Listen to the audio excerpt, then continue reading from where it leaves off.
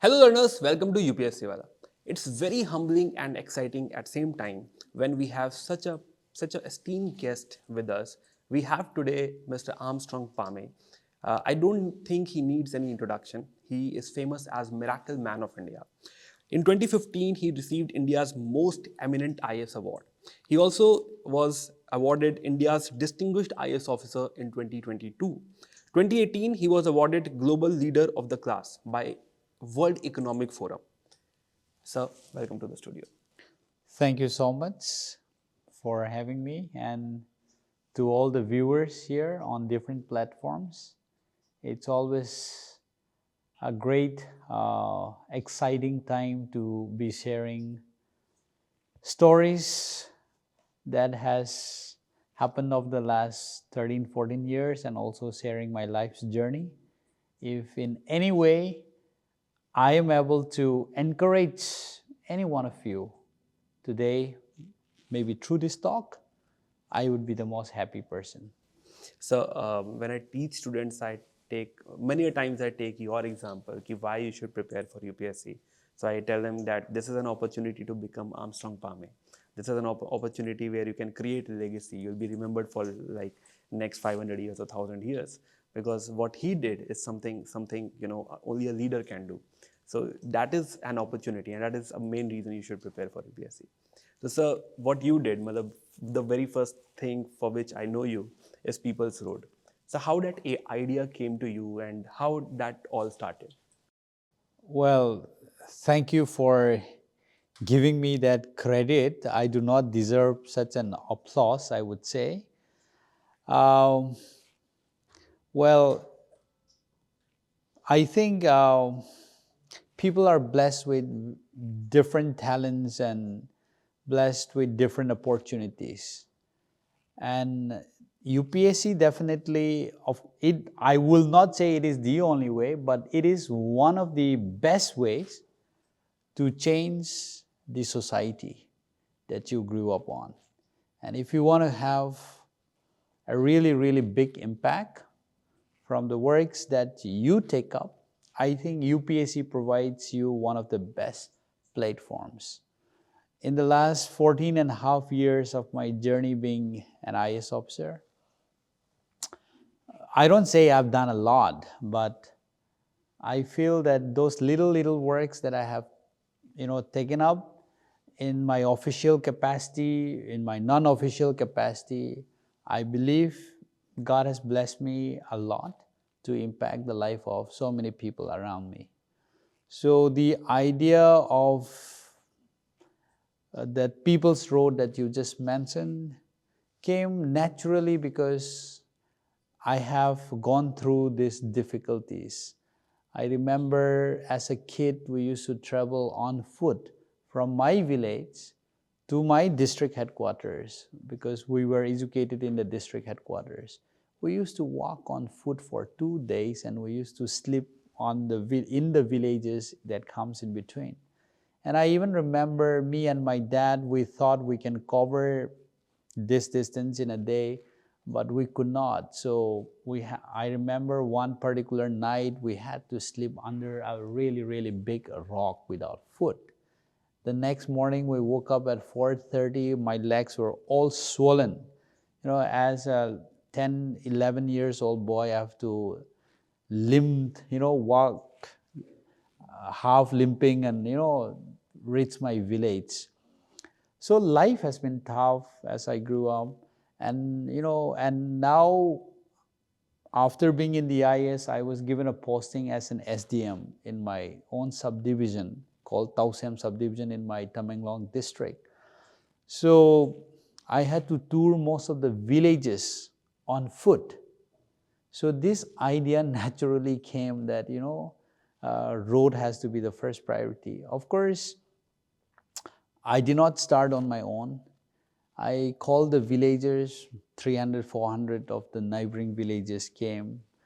I stood up in front of them. Here I am today. I'm here because of the good wishes and the prayers and the support that you guys has given me. Today I'm here as your SDM. What should we do? Everyone say, let's do the road. I say, where do we get so much of fun? I do not know. So this 192-year-old man stood up and said, sir, you have cracked the IAS. You're supposed to be knowing everything where the money should come from. So that was a big challenge. And he said, I'm going to give you my 5-month salary. I was wondering what salary is he getting. He said, I get an old age pension of 200 rupees a month. So I'm giving you my 5-month salary, that is 1,000 rupees to start with. So such a challenge came forward. Then by then I had some savings. I was in the revenue service for a year. My brother Jeremiah and his wife, they work here in Delhi as an assistant professor. Then even my mom, who takes a monthly pension of 5,000 rupees, all of us came together and started this project. And of course, the best thing was the villagers, not only from one villages, from those surrounding areas, they came forward and started saying that, I'm going to contribute this, I'm going to give this. For example, I remember one widow stood up and say, I'm going to give you 10, 20 basket of firewoods so that, people who are working here can cook all their food. Some boys stood up and say, we're going to do fishing in the river so that these workers has a good food to eat. And many people, would work from sunrise till sunset with their own tools without any single payment. So there was a requirement, there was a need to be done. So I just initiated this interest in them and showed them how we can take it forward. And it was the people who decided to take it forward. And of course, I'm a very optimistic person. So for those of you who are listening and thinking to yourself that, I would never be successful, please do not have this sense, of thought. I'm a very optimistic person. I had 2,000 friends on Facebook that time. I was so optimistic that, this is such a great project. Maybe out of 2,000, maybe 1,000 people will contribute 1,000 rupees each. It still comes to 10 lakhs. So, with those positivity, I started, and then we were uploading every progress of the road. Believe me, the place where we started the road, there was no electricity then, there was no internet then. So someone would take the photographs, send it to the district headquarters, upload it on Facebook, Then it got traction, many more people got interested. We got an email one day from Mark Zuckerberg's office, Sheryl Sandberg herself, saying that, we would like to host you in our California office, in San Francisco office, please come and address our executives. Then they sent 3 people to film the entire road construction project. Then, of course, when it was the news was broken by so many newspapers, especially Times of India. On 3rd November 2012 at 11 o'clock, once the story went online, in 2 hours, 30 lakh people already read the story. We started getting calls from here and there. Of course, the rest is a history. So, yes, sir, that is history. Sir, how tough was it for you to, believe into masses? How that faith came to you? Okay, because generally it is believed that the power of the masses is limited, their power to sacrifice is limited, a general perception. How that thing, you initiated, okay, this can happen? Well, first thing, how you visualize this can happen? So the double advantage with me was that I grew up amongst them. I knew them through thick and thin. I mean, I was one of them who had suffered together. So it was not difficult for them to believe in the initiatives. Second thing is, the road they proposed is entirely for their daily needs, for their daily usage. Like the 92-year-old guy, his first sentence was, son, I've been walking this road for my whole life. I don't want my grandchildren and children to keep walking this road and die away just like me. So I did not have to do much. And I believe, giving them the vision that it is for them, that it is them who has to take it forward. it gives them a sense of participation in this process. And you'll be surprised to see that in some of the videos you might have seen, women and men folks coming out with their tools and working the whole day, without a single penny being paid to them. So they were happily doing it. So you are one of the, I'll say, one of the great leader we have in this time. So what make you this leader? What you think, this is something which turned me or which changed me, and today I could become that person, or I'm becoming that person, which eventually will be Armstrong Pame. Well, I don't call myself a leader. I just continue to call myself a village boy, who started life in a small village, and it's been a blessed journey so far. One thing that I see is, and that I always have been passionate about is, number one, I'm an optimistic person. However bad the situation be, I always feel that, something good I will be able to do. Second thing is, try to connect with the root problem that your society, your neighborhood goes around and needs it. When you are given that opportunity, try relating it to how would your present situation, how would your present position bring about a betterment in the lives of the people around you. This is the question that I first ask wherever I am posted. For example, I'll just give you a small example. So as an SDM, yes, I needed the road, people needed it, we started it. Second example, I was briefly posted as a director of sports. For me, I thought, I'm not such a great sports person. What would I do with sports? But then I also realized, Manipur, India's face has been represented by Manipur's sporting power in many events. Why not I capitalize on it? One day I was just sitting and then just re-looking back. As a kid growing up, I never get to kick actual football because we could never afford it. I remember we used to collect those plastic together and tie it with a sack ropes, and then kick with a bare foot, and then, as you kick the ball or you kick the rocks, you end up bleeding your foot. So I was thinking, now you're a sports director. Why don't you do something about providing the kids, football kits, so that they actually get to wear boot and to kick the actual football. So my state do not have much resources, so I invited Tata Trust to come along. I said, let's set up football schools, football academy.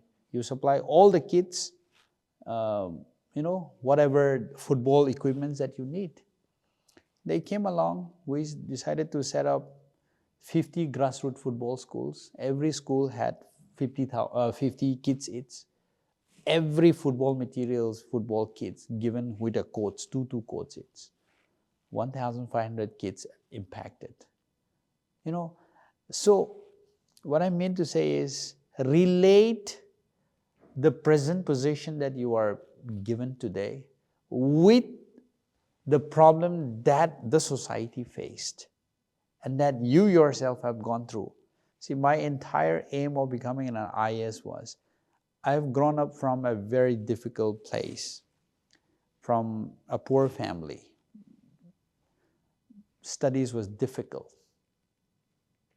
My aim has been, if I can bring a solution, maybe not to all the issues, but at least some solution to the problems that I had gone through, why not?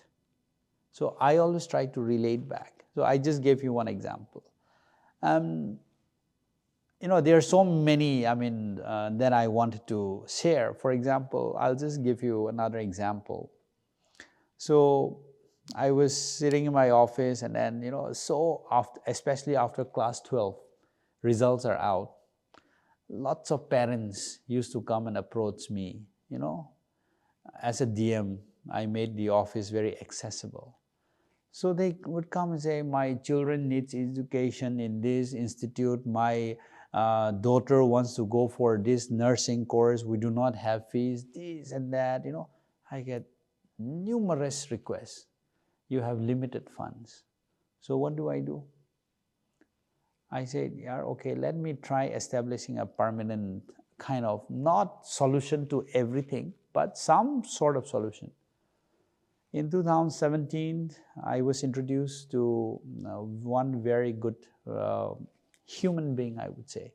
First of all, one of the finest human beings I've come across, Dr. Devi Sethi, the one who is running this Narayana Rudalaya.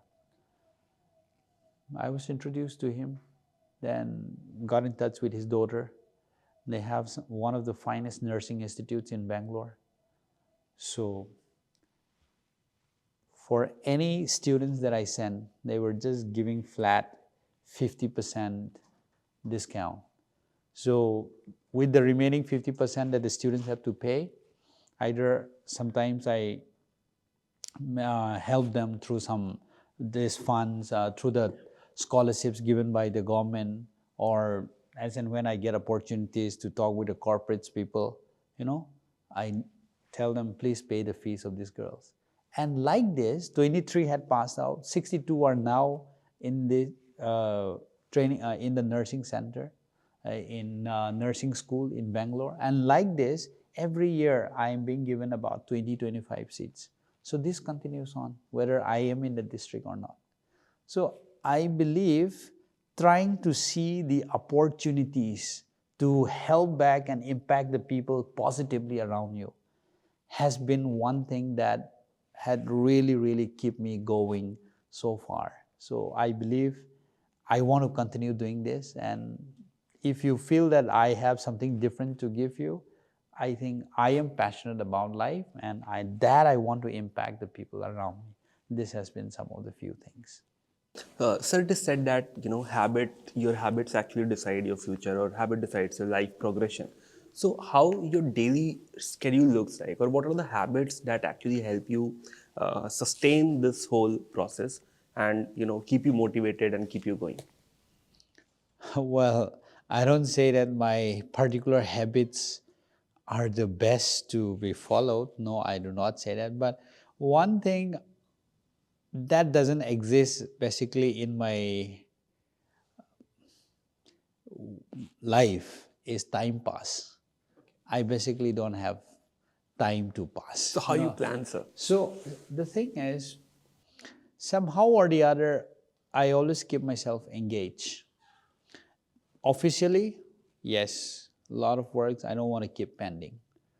The second thing is, there are so many things going on, basically. So I'm just giving you an example. Now I'm sitting here in Delhi, working in a very different space of work, in the Ministry of Information and Broadcasting, handling films. Okay, I'm director of films in the ministry. Okay, so my job revolves around, helping the ministry organize film festivals, festivals abroad, helping the foreign films maker to come and make films. Those are the other normal works. But alongside this, I'm also helping one organization to set up an ICU beds, 10-bedded ICU facilities in 5 different locations in Northeast. Arunachal, Mizoram, 2 places in Mizoram, 2 places in Manipur, and 2 places in Arunachal. So like that, I'm trying to connect. My family has been supporting a village school in my village. We have about 300 kids there last year. This year we expect about 400 children, because we believe that education is the best panacea to, let person come out from any situation that they're in. So in that school, you have about maybe 50, 60 orphans, children of single parents, 30, 40, total about 100 plus of them. And the rest of the children are children of farmers and just on living on a minimum, sustaining, small time Zoom cultivation. So I consistently work with friends on how to help these educations in the village grow. I continue to connect with some friends here and there, both within the country and abroad. How to raise fund, this and that. Just citing you an example, I've got a good friend called Arvind Shah. He's a businessman based in Bombay. His son, who was doing astrophysics in US, he was going for internship. He got $17,000 for like 4 months internship.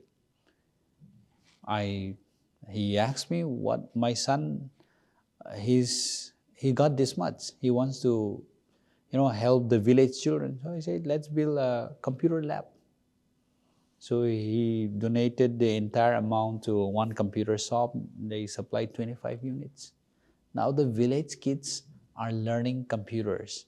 They're doing Zoom session with us, interacting with engineers and doctors and artists from different parts of the world. So like that, my mind is somehow or the other always engaged in one way or the other, working for this type of things. And there are so many more that I can cite. And then when I talk to you, just on the previous question that you asked me, what thing you think that I do separately? So looking for opportunities, like in this ministry that I'm in. So I am also given the responsibility to assist the ministry in coming up with animation, visual effects, gamings, and comics policies. So as I was studying the report, this space has lots of opportunities: animation, visual effects, and gamings. Any movies that you see now are like 80-90% visual effects, right? Animation is big time. So, back at the state, while I was working there, I do not know anything about this. Now, after coming to this ministry, I see huge opportunities in this sector, and I feel that this is one of the best sector to solve unemployment issues. If a normal graduate or class 12 pass can be trained for 6 more months in the art of digital, this animation and visual effects and gamings, they easily ends up getting a salary of 35,000, 50,000, and many of the studios needs manpower. So I was running around trying to see how things will work out. My ministry has some portion of the fund for Northeast specific funds. I sat down together with my additional secretary, ma'am, I want to do this. Then madam referred me to Autodex. I requested them to take up certain things under their CSR programs. They identified some of the best training institutes who can give this animation, visual effects, and gaming, training to the people. We reached out to the Northeastern Council for the fooding and lodging, and also the laptop procurement for 100 boys and girls from Northeast. So, putting together all of this, in the next 3 months' time, we should be rolling out a skill development related program for the youth of Northeast in this field, which I had no clue about like 5 months ago. And after training, these kids will be highly paid. So what I meant to say is, doing things relating back to the problem that you have come across and that you want to solve. So I think this has really, really encouraged me and let me keep going. So likewise, any given situation, you know, I have been trying my best to make the best use of it. So I think that has kept me going, and then, you know, and I look forward to doing even more in the days to come. Sir, out of curiosity, it's very sad to see that Northeast, you can say, culture or the Northeast segment is not well integrated with the rest of India. How can we bring this change? How we can integrate much better with the Northeastern culture and with the whole of India? Well, that's a sad reality. I'll just give you an example. I was in Goa for a week organizing, as a part of my ministries, organizing the film festival. So I was taking my family along, and then we went for a shopping. On entering the shop, there were like 4 or 5 boys. They say they are from Belgaum, Karnataka. Okay? And these boys, they look at me as if they have never seen a person like me. And they started asking me, "Where are you from?" You know, jokingly. I was wearing shorts. I said, "I'm from Manipur." "Oh, which country?" You know, "Oh no, I'm from Manipur." But they just couldn't relate Manipur to the idea of, you know, India. So I did not want to explain further. So I jokingly take that, yeah, I'm from Manipur. You know, I have separate passport. I was just laughingly discussing with them. So I thought they would understand, you know, and I asked them, "What do you do?" I asked them, "What do you do?" You know, they say they're all engineering students in Karnataka. Can you believe it? And they still have no sense that Manipur is within a country, you know, in the same country that they live. So just before I left, I just took the shopkeeper aside and I just told the shopkeeper, "Please tell these boys that, you know, I'm from India, Manipur is in India, and if they do not believe it, please tell them that I'm also an IAS officer." You know, of course, I did not feel very good that the way they were speaking to me, you know, in a very unpleasing manner. I did not want to say this and that in front of them. So I told the shopkeeper, "Please tell these boys after I leave." So I left, and I'm sure the shopkeeper must have told these boys. I don't know whether they would realize it or not. So this is there. So coming back, there is definitely a need to the people, you know, to let the people in different parts of the country know that we're in the same sphere, we're in the same country. So this needs to start from the school level itself. So interestingly, in the next 4 or 5 months' time, I hope my ministry will be able to roll this out successfully. We're planning to take out an animation series on the lives of the 10 famous personalities from Northeast, make it into an animated series of 10 minutes each, and circulate it to all the schools in the country, and make sure that, you know, the school circulates to all the class and to all the children, you know. So that way, all the children will get to know, oh, people like them are from Northeast, people like this who looks different from us are from our same country.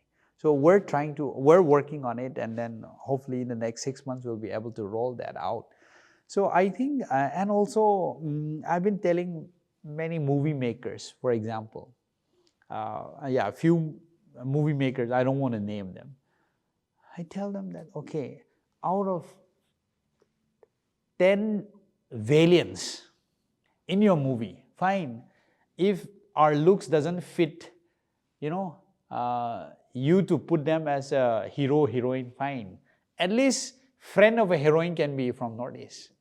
Or at least out of 10 villains, put 2 or 3 from Northeastern people, so that, you know, people who are watching it will get to see them, you know. And out in a class of like 50, 60 kids, all of us have seen the Munabai MBBS. 50, 60 kids in the classroom, right? Why can't you have at least 10% of them from the Northeast? So I used to tell some of these people in the movie business, please start casting them. In that way, more people will get to see, and then they will realize. So these are some of the things I think we need to integrate. And of course, people from Northeast themselves has to continue reaching out. You have to feel that you're a part of the country, and then you have to.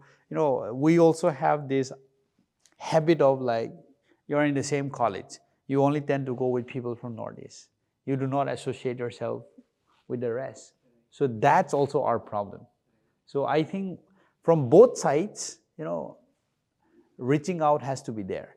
And now I'm happy to tell you that Northeast, for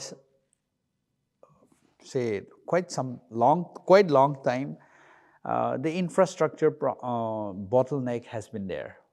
But in the last few years, the amount of changes, I cannot imagine my state having, an internet speed of like 200, 300 Mbps. I can't believe it, but it's now coming true. So with all of this infrastructure bottleneck being, removed, I think the integration, the closeness of Northeast with the rest of the country is gonna, come at a lightning speed. So again, so on a very personal level, what I have observed in my personal capacity, that usually people who come from Northeast are culturally very active. They are very good in music, singing. So is there, is that a culture there overall? Ki, all the youth are into that kind of, music and all? Oh, see, first of all, thank you for giving us that compliment. So, barring Assam, you have, say, let me give you an example. In the society that I grew up on, basically 95% of us grew up in my town, Christian community. We have this church. In church, you have this, singing and preaching, this and that. Every summer vacation, we have something like Vacation Bible School. There you have the singing competition. There are so many things. And then many of us goes to mission schools, this and that. So I think there are sufficient platforms being provided socially for you to grow. So in this way, I think, even if you're not so talented, if you keep going and listening to music, you somehow get enticed to take it up. So I think Northeast people has been blessed with so many talents like this and with so many opportunities, because of which I think many of us are somehow or the other, being able to, catch up this and that art. So I think we have been blessed with that. So on that note, sir, do you have any hobby which you maintain on the side? Sometimes when you get bored, you get to that hobby. So, well, I'm not a good singer. Of course, I do listen to music. And then now that I'm in the ministry and, my work assignment is films, now I do watch movies on and off. And then, so these are a few things that I am now passionate about. Sir, any new angle if you want to add? Okay, so yeah, a few things that I want to tell, because I think your audience are UPSC aspirants. To all the young people, I want to tell you a few things here from my life's experiences. See, life is tough, but that doesn't make you or give you a reason to give up. Life has been tough. You got to make yourself tough to overcome that. I grew up from a family, my dad was only a primary school teacher. My dad also lost both his parents before he turned the age of 7. So he basically grew up like an orphan. He studied up to 8th standard, could not continue his studies, gave up. My mom never went to any school. 7 children. Life was tough and difficult. But we said we will not give up. And my dad will never say no to our dreams and ambition. We were sitting under a thatched, leaking, pouring roof. I would still be sharing my dreams to my dad, saying that I want to be an IAS officer. My elder brother would be sharing his dreams. I want to be a professor. My dad would never say, no, we're too poor, do not dream this. No, he never says that. So one thing I want to tell all of you is, do not put a limit to what you can become because of your today's situation. So that's one thing you please keep in mind. Second thing is, any one of us can dream to be an IAS officer, any one of us can dream to be this and that, but even dog dreams, right? So to convert that dreams into reality, you got to start working towards it. Every morning when I wake up, till today, I work out for about 30 minutes.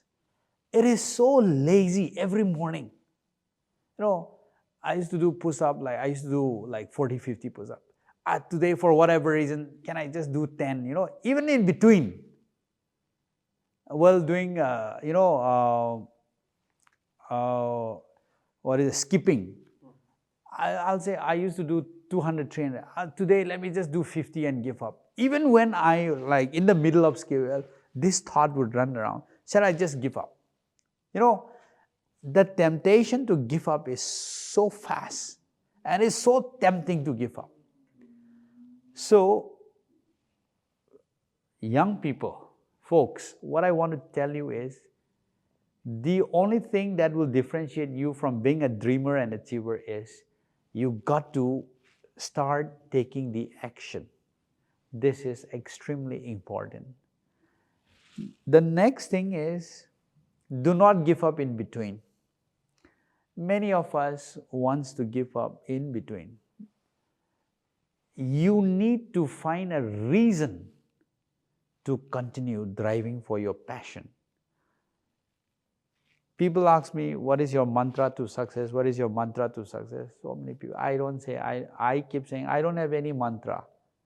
But one thing that I know for sure, why I want to be in the IAS, was the reason that I want to be in the IAS was so compelling that nothing could stop me. This compels me to take my books to my toilet, even when I go to loo. Even when I eat food, this compels me to take out the newspaper and just see. I know where my mouth is, right? I won't miss my food. I can flip the papers. The reason was so strong that I want to be a part of the solution to those problems which I had undergone, and I want to make sure that the people and the generation coming later should not face the same problem. So the reason should be so strong for you to become what you want to be. So I used to paste on my wall directly when I wake up. The first thing that I would see is a Bible verse from Isaiah. It is written, you are chosen to be the light of the world, to give sight to the blind, to set free those people in prisons. It's like that verse is for me, I want to be a solution to the people in trouble. So that reason was so strong for me to become an IAS officer. So nothing could definitely stop me. So to all the aspirants, I don't know what your reason for becoming or being, to crack this exam be, but have your own reasons. Then nothing can stop you from becoming what you want to be. And yes, you need to set a timeline. I set myself a timeline that, I want to make into this service before I turn 25. God's grace, I made it at the age of 24 before I could attend my 25th birthday. So I've been blessed. And yes, once you're committed, please make sure you be committed for at least 3 to 5 years. Yes, after that, if you still don't make it, yes, I don't say that you give up, but yes, you may also like to see other parts of life. But yes, if you're committed for that period, you should give your best. In any given situation, wherever I have been, I'm always satisfied because I gave my best. So give your best so that you don't feel guilty later. And sir, what about failures? Because failures are inevitable, right? Yes, absolutely. So I'll give you an example. My first attempt, I thought I did well. I cleared the prelims. I did not clear mains. I was wondering what went wrong. I still feel that my first attempt was the best exam that I still gave. Because all the questions that was asked in the papers, in the main exams, I thought I prepared all of them, but I did not make it. So disappointed. Second attempt, I wrote again. My mains marks were pretty good, but in the interview, the chairman just sat for 3 minutes and went out and never came back. I ended up getting very low in my interview. So I missed making to the IAS by like 3 to 5 marks. Very disappointed because you have to start afresh again from the zero, from prelims. So third attempt, yes, I did give my best again. So failures should not be your tumbling point, should not be the reason that you gave up on life. Learn from that failure. I've always tried to see where was that point that I failed to capitalize on it. Where was that point that made me fail? Let me see, and if I can improve upon. So that has always been my strategy. So, and of course, in the course of my career in the last 13, 14 years, when you say failures, I would say disappointment too. Some of the posting that came along, maybe some of them might not have been the best. Because of this and that reason, sometimes you are moved out of your comfort zone. But you try to see what's in that failure or what's in that disappointment. I was just mentioning to you the post of the director sports. So in 2017, I became a DM of my district. I was so excited. Then I went to my academy for 2 months, phase 3 training. During the training, we learned a lot of things, with techniques from Harvard, Oxford, this and that. I was so damn excited, to come back and implement in my district. I landed back on May 10th in my district. After 1 week on 18 May, my transfer came out. I was so damn disappointed. I'm telling you, I was like, what is this? I want to do a lot of things. Now you're shifting me to a place where I know nothing about. So I was given this post of director, sports. After 10 days or so of being in that disappointment state, I said, Armstrong, this is not the end of life. You got to start seeing the brighter side of life. And I'm telling you, this sports director post, I was able to do a lot more. And not only starting this grassroots football school, we requested Tata Trust to say that we do not want the kids to end up playing only in Manipur. We want to start seeing them playing international level. In one of my tours to Europe, I visited the Atletico de Madrid football school. We requested Tata Trust to send 5 boys from Manipur at the cost of 35 lakhs per kid per year for 5 years. These boys are now back in India. They're playing for various ISL teams. So the thing is, you got to see the beautiful side of life. So never give up on because you failed on this, on particular front. There will definitely be a brighter side. That's what I always tell the young people. So yeah, my message to the young people, to the youths is, You talk about India becoming superpower. You talk about India overtaking many other giants. You know, it all lies and depend on us. As long as each one of us gives our best in whatever we do, that's when the country will grow. I want to encourage you this.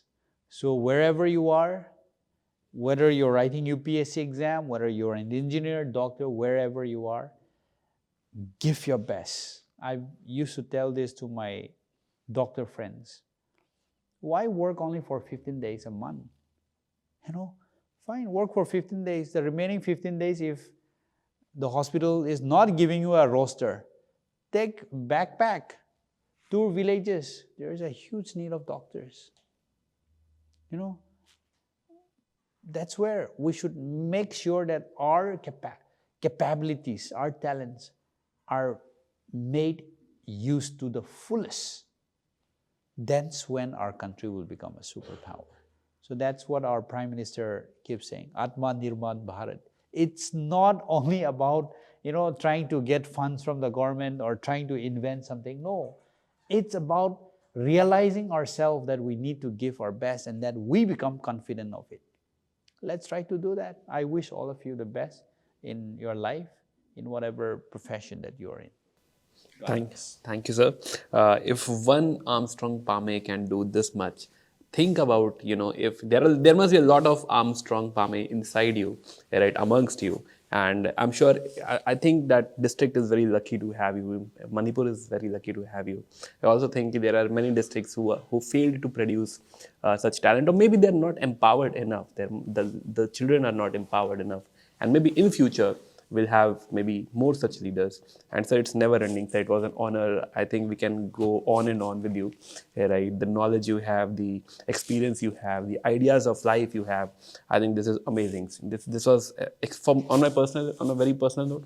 So it was an amazing opportunity. And thanks a lot for joining us. Thank you, sir. Thank you so much. Thank you, everyone, and God bless all of you. Thanks, sir.